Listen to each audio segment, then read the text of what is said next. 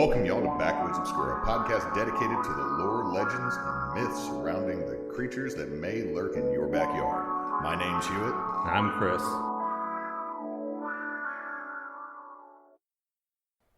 How you doing, man?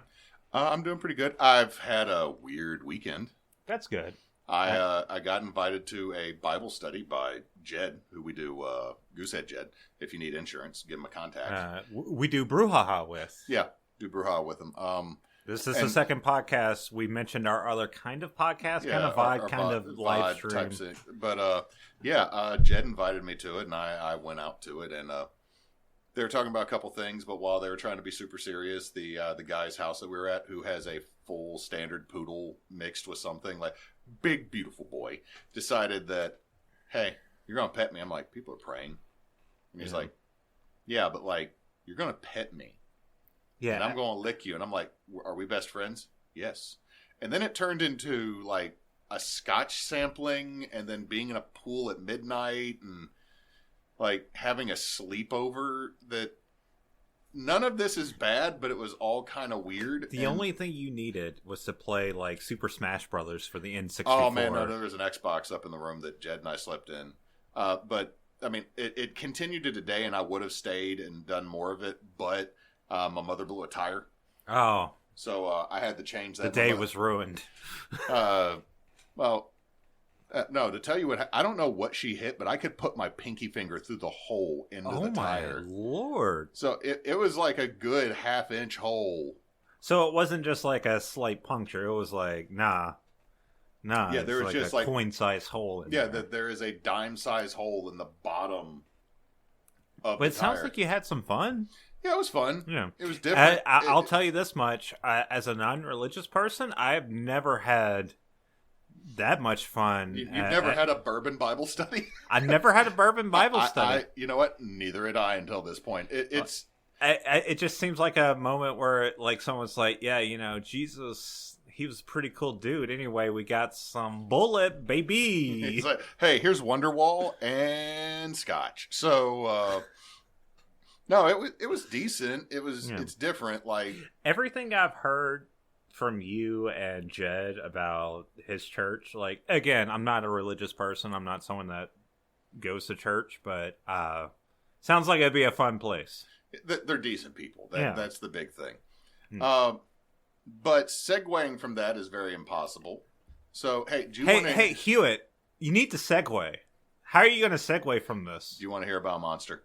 Okay, sure. Yeah, much like you stepped out of your wheelhouse and did a ghost story, I am stepping out of my wheelhouse and I'm doing another water-based cryptid. Ooh. We've had 3 water-based cryptids now. Yeah, Sinkhole Sam, the Yazoo Mermaid, and now the White River Monster. Wow. So, the White River Monster is in the White River near Newport, Arkansas. Oh my God, you're even going outside of Louisiana again. Why do you... I'm the one who curates the list of stuff for us to grab, and there's so much that's not Louisiana. Once you told me we could do other than Louisiana. But, okay, so you've done Mississippi, you've done mostly Louisiana. And now Arkansas. I've stayed in our... I'm the one that's like Pennsylvania. Yeah, you're the one that got in Indiana. Infield. In Illinois. Okay, the part of Illinois you're talking about is still... Basically Indiana. It's basically the South. Yeah. But you got this happened near Newport, Arkansas. It's located in northeast Arkansas. Newport is the county seat of Jackson County, about 8,000 people, so not a big populated area. It has a satellite of the University of Arkansas. A quarter of the population live below the poverty line. Most of those are under the age of 18. And the reason I'm giving all this is, for anybody that listens to this out here, I want you to understand exactly how much of the South, especially the Delta, where a lot of our stories come from. Yeah. And where we live. Is lower income, and it's very rural. So, another reason I'm doing this is I don't want you to think like, oh, everybody's on drugs and they saw something in the river. No, these are folks that wouldn't really lie, I don't think. Well, it goes back to like the Enfield horror or Which we have already said, like, we think it's a kangaroo, but Yeah. we don't think McHenry, or I think it's McHenry, I can't remember. No, I I don't think, feel like that dude was lying. or, like, the Falk monster, like, even if it was a bear, I don't think the Fords were lying about it. No. So, I mean, it's... A lot of this happens nowhere near where there's large groups of people. But also, just as a... Get the information out there, we need to remember... Henry McDaniel. What condition a lot of the folks in the areas we talk about live in, bring awareness to it, and see what we can do to try to improve it. Because, I mean, heck, think even about when we talked about the crossroads and Robert Johnson, where my family or where I have family living right now in Mississippi, is extremely low income, and it's areas that the country, for lack of a better term, has completely forgotten. I mean, not to get on a tangent here, but you go north of us, you go south of us, you go anywhere into the other parishes. It very quickly becomes rural, and it very quickly becomes low income. Yeah. I mean, East Carroll Parish, that's where Lake Providence is, either you have money or you don't. And, that's a lot of places like Tinsall. But to be fair, these are also the folks that will go out in the woods to hunt or fish to actually, not just as a hobby, just as a lifestyle. As part of a lifestyle, because that might be where you get your meat. And that kind of brings into where people ended up seeing the White River Monster, who is affectionately called Whitey. And you now know exactly why I picked this one, because it's... I'm going to say Whitey as many times now as I can for this aquatic creature. Is he also called... No, he's just known as Whitey because he's from the White River. I have so many things I want to say. I know, and stop. Don't get us in trouble. Don't get us banned. Don't say is what you're saying. Oh my God. Future Chris, please bleep him. You're not. I know you're not. I'm looking at you currently, and you're not. You're smiling at me like, no, I ain't going to do that. But Future Chris, be a man of reason. We'll see what happens. Anyway, so the description of the creature. It is either listed as white or gray. Mm-hmm. One description had him or them as 1 car wide and 3 cars long. That's a big boy. Well, also this was from the early 1900s, so think about how long a Model T was. Yeah. Okay. Yeah. So it's not as big as Still big. Still big, but not like... It's not like 3 SUVs back to back. It's not like a Ford F-150 sort of deal. No. But it is described as having a fish-like or snake-like body. Oh, we got another snake boy. Yep. Large spines along the back. The hide, in a couple situations, it's always scaly, but sometimes it's kind of crusted and peeling. That's... Got the eczema. Strange. One story has a very long, prominent horn protruding from the front of Whitey's face. So it's a unicorn snake. Yes. Here's one that's a throwback. One sighting reported 14-inch long, 3-toed footprints on the bank around a bunch of torn up trees. Oh, so we got a Falk monster situation. A little bit. Also, it is reported to make a moo or a neigh noise. And if you go on YouTube, there are several videos of noises that are supposed to be the White River Monster. Most of them are actually just violent splashes, like a bunch of like a bubbling and then a big splash and going down. Something, the hell was that? Which, let's be fair, could have been anything. Could have been, but at the same time, if you were in a boat and you heard, I would be freaking out in the boat. I'd ask what the hell was that too. So, more or less, the description of Whitey is an extremely large serpent or fish that may be crusty and may have spikes or horns. And it may also have feet. It could have pulled itself up, or heck, maybe Whitey and the Falk monster got into a big old fight, and that's why the trees got knocked down on the river. I don't know. But there's the side with the 3 toes. Not talking about that. So are you talking about like a kaiju battle? I don't think it would be a full-on kaiju at this point. Like, no, that'd be like mini kaijus. It's just a cryptid battle. It's just cryptid fight. Maybe. Yeah. Okay. Yeah. Which sounds like a Kaijus TV. It sounds like a TV show we would have watched in the '90s on MTV. or like Spike TV. You know, they did the when that still existed.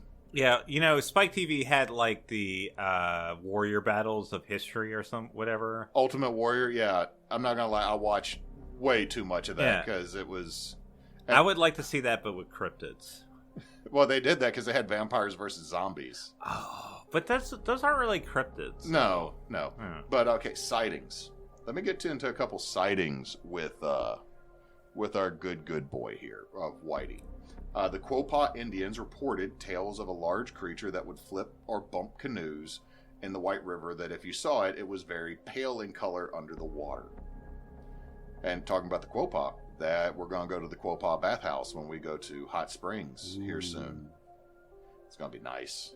If you ever have a chance, go to the Hot Springs. It's really nice. Now, the next recorded sighting is supposedly Whitey flipped a Confederate munitions boat in the White River and partially sunk it. We love our Whitey, don't we, folks? Don't. Chris over here saying, I love Whitey. I'm like, hold on. Wait a minute. Let's be more specific. White River Monster. Now, so the next settings are like a couple of sightings of the 1800s that are not really documented other than like supposedly... So wait, this creature goes back into the 1800s. Okay, it goes back before that because the Quapaw Indians got moved off that land, the colonization. Yeah, Western Manifest Destiny. Yeah, all that bullshit. Yeah. So they got moved off, but they reported something in the river that would bump or flip canoes, and then something flipped a whole Confederate munitions boat, like not a canoe, not a kayak, not a John boat, like an actual boat that was meant to carry ammunition. Now the boat was empty when it got flipped. But it got flipped and it partially sunk in the river. Now, July 1st, 1915 is the first documented sighting of the monster, and this is where the description of 2 cars wide, but 1 car wide, 3 cars long, came from. It was by an unnamed plantation owner that saw it, and you know what this dude did? He goes, that's big and weird. He started a community fund to build a net to drag the river to figure out what this is, because kids like to swim in that section of the river. Okay, so, you know, I heard plantation, and I was like, But then I heard him be like... Well, I also think it's 1915. We still have plantations that are farms today. True. I mean, so, okay, let's be honest. Like, when I heard plantation, my mind let's still go with it's 1915, Jim Crow's a thing, and there's more than likely a whole lot of sharecroppers and tenant farmers that are not being treated well by this man. Of course. But at the same time... He's like, I want to make sure kids are safe. Kids go and swim in this river, so... Good instincts. Good. So, but unfortunately, they ran out of money before they could build a net big enough, because they weren't making a rope net; they were making a chain net. Because he's okay, that's a lot of money. I was about to ask, how big is this river? From pictures I've seen, it's a little bit wider than the Washita that runs through where we are, and it can get down to about 25 feet. That's a pretty substantial river. It's deep enough to allow for boat traffic, like money making, economic. Or, what's the right way? Economic boat traffic. There's someone might have a better obviously. Name. Well, here's the thing. Like, look up the Washita River, Washita Valley, anything like that. It's a fairly, like, if you compare it to that, I think the Washita gets about 30 feet deep at its deepest. Yeah, I mean, that's a pretty deep river, and it's about 200 yards wide. And it's a very fast river too. Yeah, the current in that one in our river is actually pretty solid. That's why there's some of the ducks, when they did the duck drop, popped up down near the Black River that the Washita pours into. So it pours into the Black River that pours into the Red. I was actually at the duck race. Yeah, there was a few ducks there that were like suddenly disappearing. Yeah, they got pulled in the undertow. Yeah, it's like, oh jeez, there were actually people swimming. You can swim near the banks. It's just don't get out near. No, they were in the middle, but they had life jackets on. Oh, so. that's good, because if you were to get into the Washita at Forsyth Park and you were swimming towards West Monroe, you would probably not make it to West Monroe until Luzaire Park. Yeah, no, it's like you'd be taking about a mile downriver. It's a strong. But yeah, so the White River is similar to our Ouachita. Yeah. Now, 1924, there's more sightings of a serpent-like creature in the river. This is where it also gets the name Whitey, both because of the river and its pale gray or white color. Now, in 1937, Bramlett Bateman. What a name. Bramlett Bateman reported multiple sightings of this creature and started charging 25 cents to view it from an area on his property. So he said the creature would come up and repeatedly sunbathe before diving back down. He sold sodas, sandwiches, and hot dogs. Would that be a slug? 25 cents? I'm not sure. A slug burger is a slug burger is a nickel, I believe. So, I mean, he's charging 25 cents to come and view it, and then starts, he made an amusement park out of Whitey. No one ever saw the creature. So, eventually his business dried up. But you know what? I got to give Bateman credit. That's a lot of money back in the day. He found a way during the Great Depression, during the Great Depression, to make money off of come out here and stare at the river. And a quarter back in those days is money. Yeah, it was a solid amount. But here's the deal: if we go with it, this creature is not real. Let's just go ahead and go with our skeptic attitude. Yeah, that's not real. This dude was charging 25 cents for you to go to Arkansas during summer, which is not too different than the summer that we have, a couple hundred miles south. I think we're about 3 hours south of where this is. That's not much different. No, it's not. So, yeah. You're going out there sweating everything from your hair to your butt crack off. You got the swamp ass going. And this dude gives you a quarter to stare at the river and goes, "Oh, did you see it over there? Oh, you just missed it. Look over there. That's just a log." You know what? I got to respect the hustle of this probably very dishonest individual. Yeah. Here's the thing. The only thing that would make it better for him is if he had a restaurant there. You see, okay, Whitey's Westawant would work very good. Here's the thing: if you go to any place that has a cryptid, they always have a restaurant there, or they have a souvenir shop. They do. This is true. So if he had a restaurant or a souvenir shop, and maybe a big statue with some nice cheeks. Yeah, he would have sustained business, but understandably, it's the Great Depression, and when nothing shows up, people stop. Yeah, when not. Now we flash forward a little bit. 1966, 3 fishermen saw it and described it as a monkey-headed, long-bodied mermaid with long clawed fins. So it went from serpent. Almost snake-like, because you said it had peeling skin, which I would say would be molting, or not molting, but what is the reptilian equivalent to molting? Because molting, shedding. Thank you. But now it's mermaid-like. Yeah. So they describe this, but much like when we talked about the mermaid, and also we've gone fishing, and you drink when you fish because you're being left alone. I'm being left alone, and then I'm like, I ain't catching shit. Beer. And then we're talking, and then we're like, beer. Then you look and you go, oh, that's weird looking. But in 1971, weird tracks were reported. These are the 3-toed, 14-inch long tracks with a bunch of torn up trees around them. Cloyce Warren took pictures. And during this time, in 1971, multiple sightings of the creature surfacing in a rising ring of bubbles, thrashing and going back down, were reported by multiple people, and the sightings continued into 1972. And there were so many sightings of this, and you know how you're talking about a gift shop? Arkansas one-ups you on this. Arkansas's state legislature created the White River Monster Refuge in 1973. Oh my God. This thing has a refuge connected to a state park that you cannot harm Whitey anywhere near this stretch of the river. I love this so much. The government literally I love this. Do this, but do you want to know the most weird version? The weirdest thing about the document that created the White River Refuge. You can't catch or molest Whitey. Well, okay. So here's the thing: molest had a wider term. I Back know, in the but day. at the same time, I'm coming from today's thought process. And even in 1973, this concept would have existed. Okay, here's the thing. You know what? Arkansas knew what Arkansas was about and decided to go ahead and say, you Like can't. they're like, we are making sure you do not fuck with Whitey. You can't fuck. You can't fuck Whitey. You can't fuck Whitey.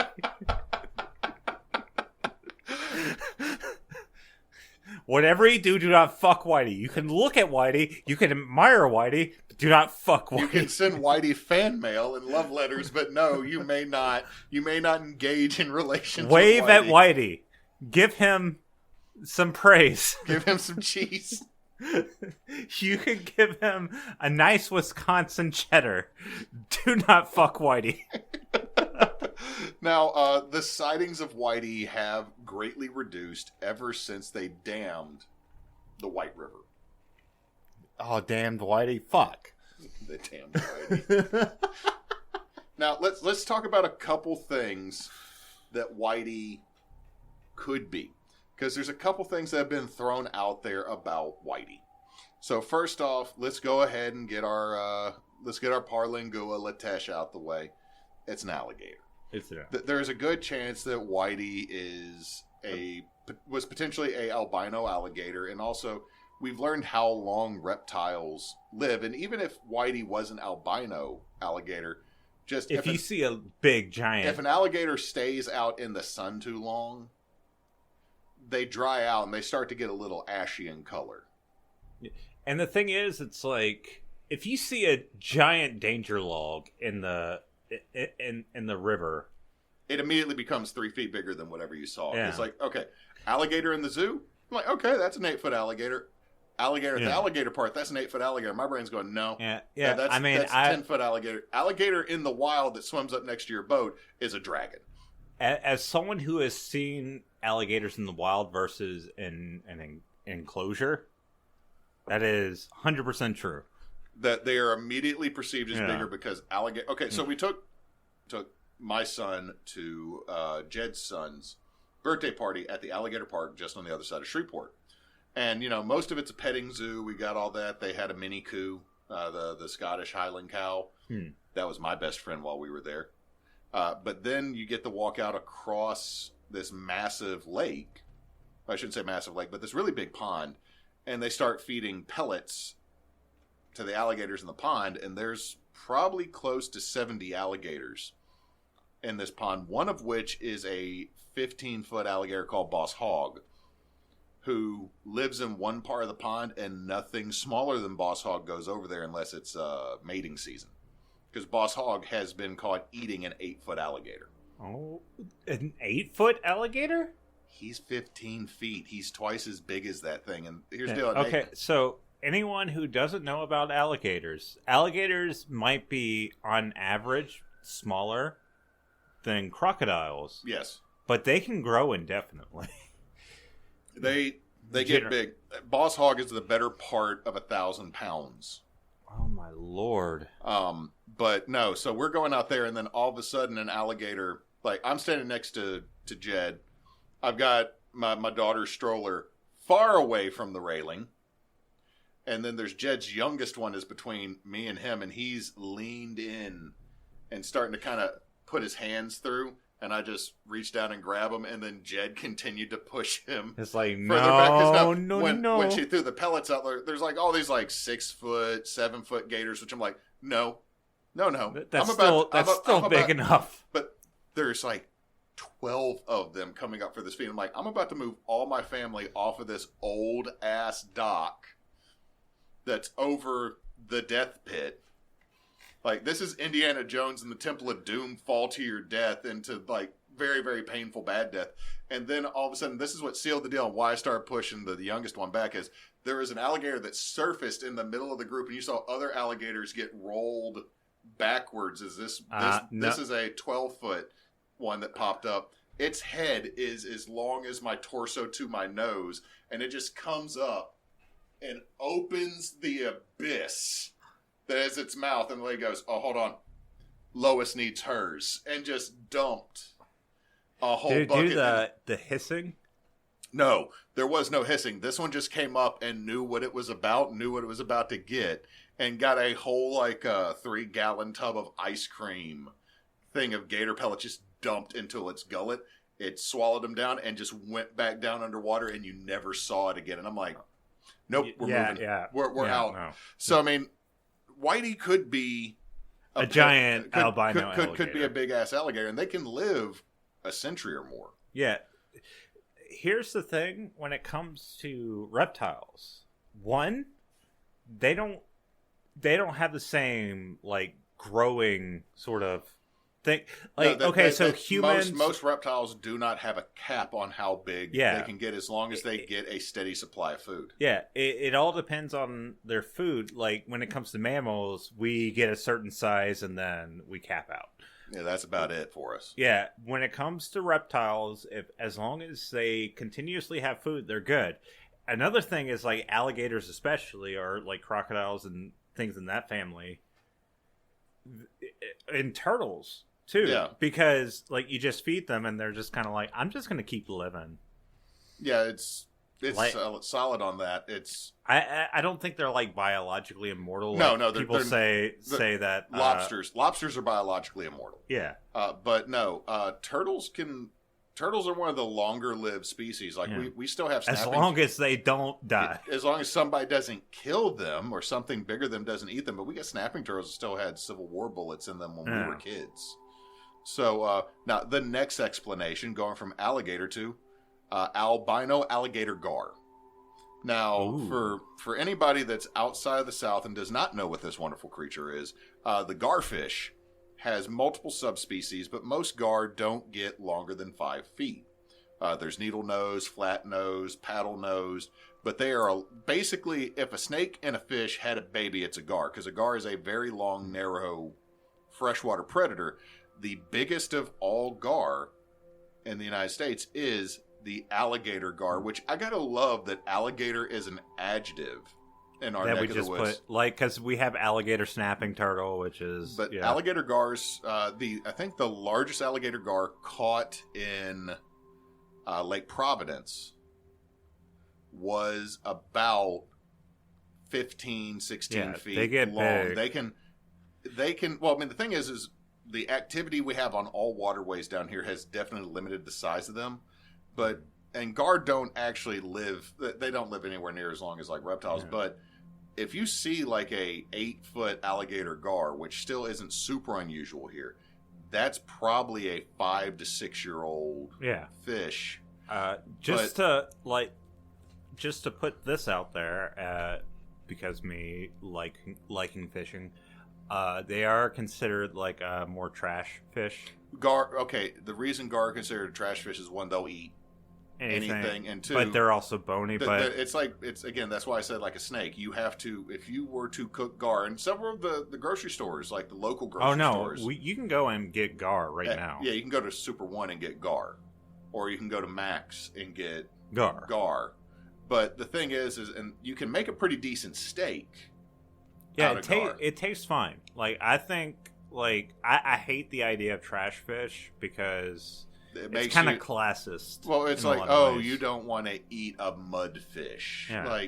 To be fair, if you were to get a farm-raised catfish versus a, wild-caught catfish, the flavor is going to be immensely different based on what they eat. But that's also, if you get, salmon, or if you get alligator, we eat alligator here.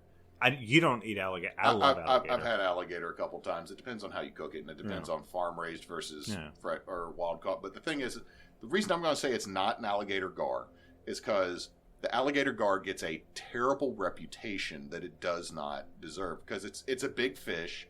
It's a scary-looking fish. And it's a scary-looking fish because it has another reason it's called the alligator gar is its head is very reminiscent of an alligator. Of an alligator.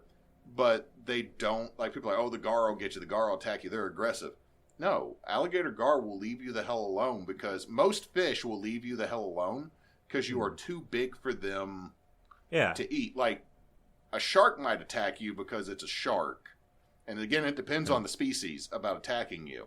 And again, most shark attacks are 100% mistaken identity because they think we are Yeah. seals. But the thing is and that that's an alligator gar will not eat anything it can't fit in its mouth. It's not like catfish that'll bite and then keep trying to swallow down.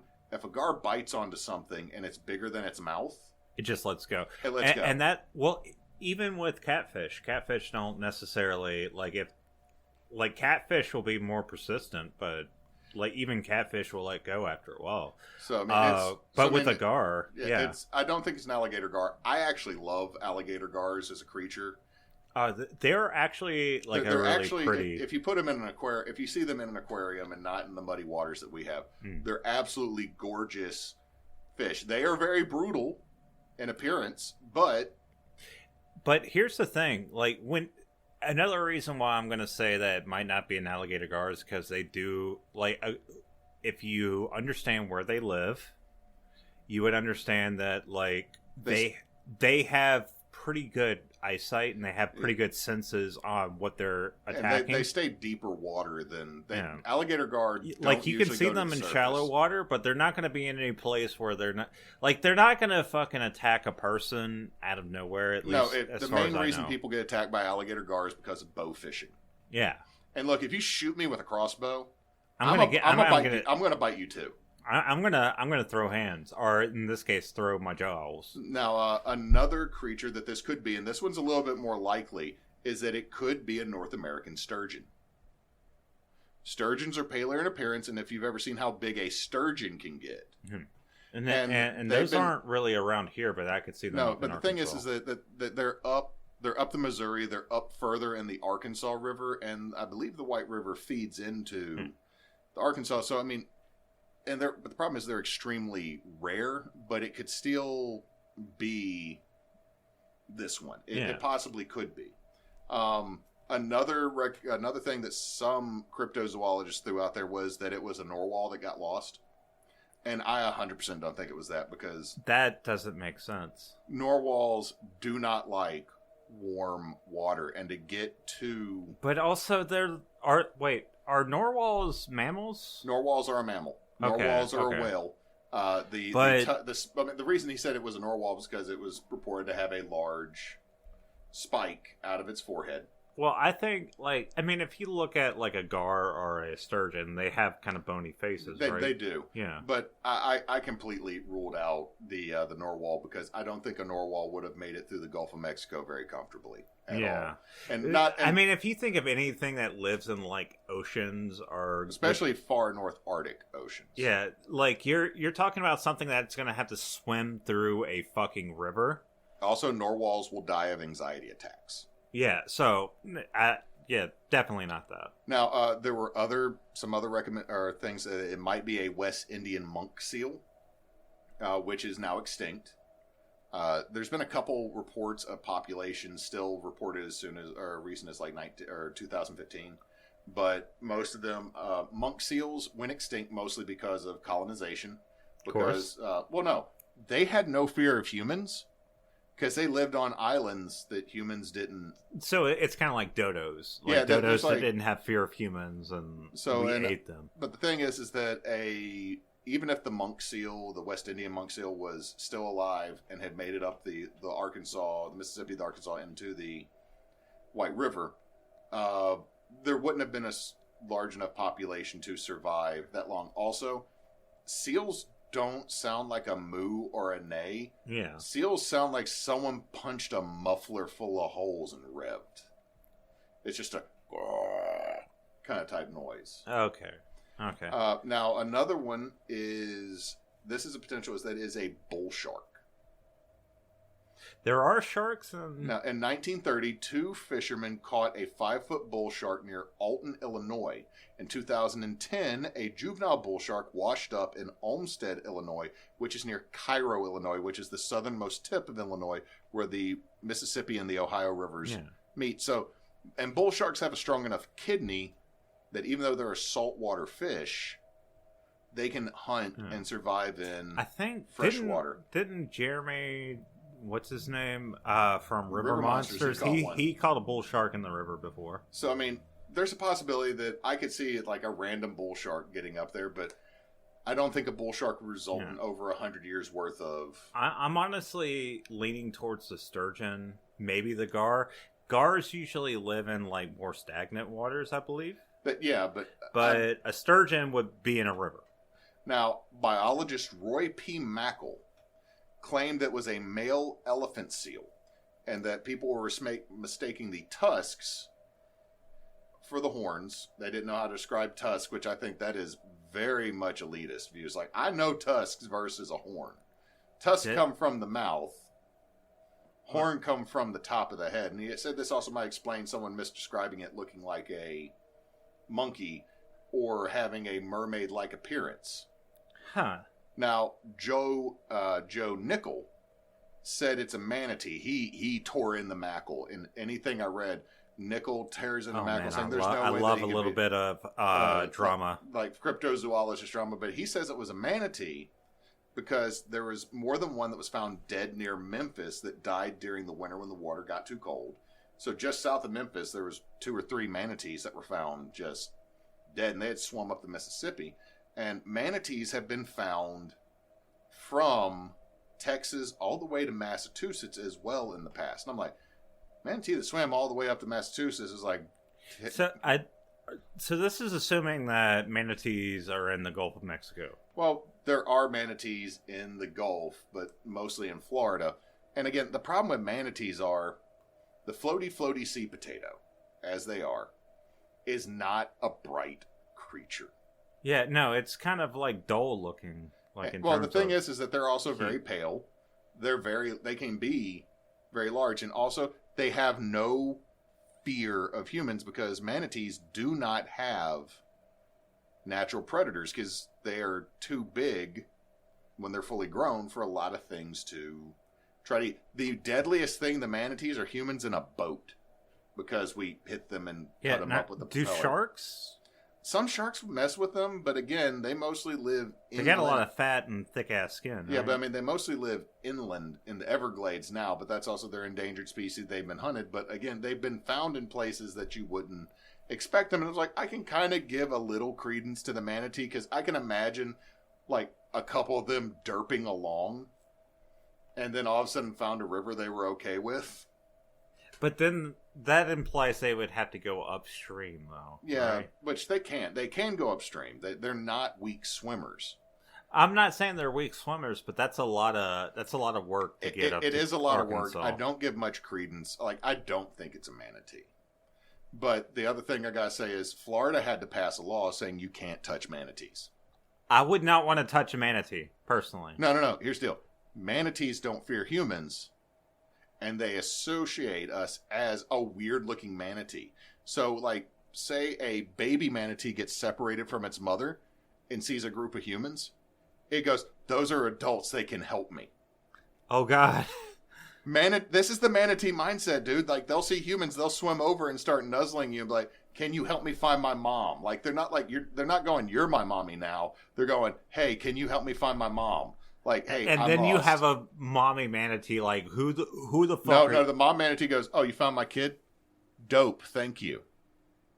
Like they don't attack. They are chill. They literally eat algae and plant matter underwater and float, vibing the best life that they can live. I don't know anything about manatees. They just scare me because they're big. Look, dude, you know what a manatee would do? The manatee would come up and bump you and be like, "Hug me." I don't know. I don't know what to do with that. Here's my problem is I'd want to hug it, but Florida had to pass a law because the problem is that people, the second you start showing a manatee affection, they start going, all humans are going to do this.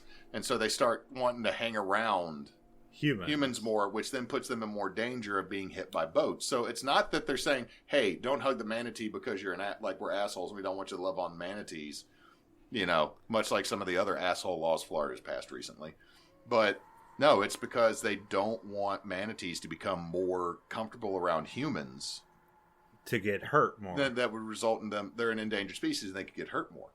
Now, my final conclusion is I put a lot of weight into either it is an alligator or it is a sturgeon. That's what I think Whitey is. I'm going with the sturgeon because an alligator would usually avoid river water. So, I mean, but the other thing with this is Whitey's never attacked anybody. Well, the worst thing Whitey did was flip some boats. So I think that what people are seeing is a very large sturgeon, or they might have seen an alligator. It could be both, honestly. Or it could be a... I think Whitey it could be a lot of things. I think Whitey is 100% mundane, explainable. Now, talking about that, Whitey's actually appeared in the media a couple times other than news stories. Ooh. Whitey was in the second season of Lost Tapes. And it is a wonderful garbage thing to watch because the puppet they used for Whitey was broken. So you could see like through the bottom of the jaw to the water, and it didn't do animatronic movements anymore. So it's just someone shaking this fish puppet. So they were just like, fuck it, it's broken. Let's just articulate it the best we can. And the thing is, it's just like two of the dudes in the video die, and like just a whole bunch of red blood comes up from the water. I'm like, but the thing they're showing is the size of a pike. So it's not even that... No, they don't make Whitey. It's not like Whitey swallows somebody whole. Like they show like a picture of what is definitely the size of like a big gar. And then like someone goes under and blood comes up and then they're just gone. And it's so bad because they're also just like in this little like 10-foot inlet off the side of like a bayou somewhere doing this. And I'm like, I love this. This is so bad. I love this. It sounds like some Discovery Channel shit right here. Well, I mean, it was Animal Planet back in the day. This is fair, like, fair. Remember, same difference. Lost Tapes back when they did mermaids on Animal Planet. Remember? I remember that because that was such a huge controversy. It's like, why are you doing mermaids? Yeah, when they're like, and then they did like a couple other, like, remember, like there was a while that Animal Planet did all the wild shit. Yeah. Just and like they had like the when cryptid when you talked series, about the Dover right? Demon. Yeah, that's Lost Tapes. Lost Tapes is the cryptid series. So that was the Dover Demon was on it too. Now also, well-known writer and turf J.K. Rowling made references to the White River Monster because wizards would pull spines from its back to make wands. So Whitey is so well known that someone in England wrote about him in their lore. Some piece of shit in England, yeah. Well, here's the deal. If you love the Harry Potter series because you were a child and you read the book, enjoy the book series as part of your childhood. Never let that be taken away. If you're disappointed in her opinions, that's perfectly fine. If you like her opinions, I'm probably not going to be super friendly with you. Yeah. But in any case, my sources were cryptids.fandom.com, White River Monster, the Cryptozoological Cryptids Fandom and Wiki, the JacksonHistory.net, White River Monster from Jackson County, legendsofamerica.com, and orangebeanieindiana.com. Menace bull shark in Mississippi. That's where I got the information about the bull sharks attacking in Illinois. Hell yeah. I love this story. I love a good cryptid, Hewitt. You know I love a good cryptid, and this, you know, was what? Really good. One reason I had to do Whitey is because for our Sunday game, the filler I proposed would have been a Monster of the Week game dealing with Whitey. I now exclusively am going to push this because I want to face Whitey. Well, yeah, maybe. Or like maybe Whitey is like the savior, or maybe we have to help Whitey. I don't know what it's going to be, but I think the phrasing of Whitey as the savior should never be taken out of context. I am so sorry. So yeah, we're Backwoods Obscura. We release every Tuesday, but we're also Team Bonus Action. Team Bonus Action is a charity tabletop and online game playing group. Right now, as of this recording, we are partnered with St. Jude. However, by the time this is posted, we will be partnered with Children's Miracle Network of Hospitals, with Batson's Children's Hospital in Jackson being the target hospital for our donations, because that's where my son used to go for neurology. And the current hospital we go to is not part of the network. But if you can donate to that, or if you can donate to St. Jude, or if you donate to the Trevor Project, or any of the other charities that we've done over the years, we would greatly appreciate it, because we always got to try to help others that are less fortunate than ourselves. You can find us at teambonusaction.com. You can find us on Facebook, Instagram, Blue Skies, Threads, and Twitch as Team Bonus Action. You can also find us on the hellscape that is Twitter as bonus_team. You can also find us on Facebook as Backwoods Obscura. Yeah, we are Backwoods Obscura Podcast. Hopefully we will be on Blue Sky as Backwoods Obscura Podcast, and also the hellscape that is Quitters. Quitters. Yes, on Quitters. I want to quit Twitter. Honestly, I'm on there way too fucking much. You can find us on there as a Hellscape. That is Twitter as Backwoods Obscura Podcast. Hopefully in the near future, as soon as I figure out how to do social media. But anyway, I hope you have a good day or night or whatever time it is. Hey, and you know what? Enjoy going fishing.